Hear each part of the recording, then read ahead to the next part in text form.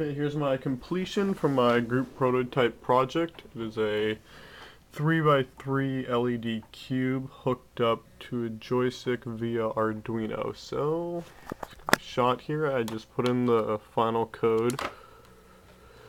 So it blinks in the neutral position. And what you do is you control it with the joystick here. So you go down, any direction you want here. So yeah, and then if it's just sitting in its neutral position, it'll blink in the central area there. And that's what it looks like inside.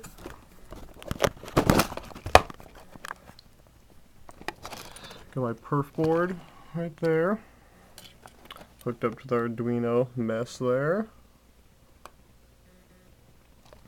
And that just hooks up via USB to my Mac there. Yeah, there's my final submission for the prototype project.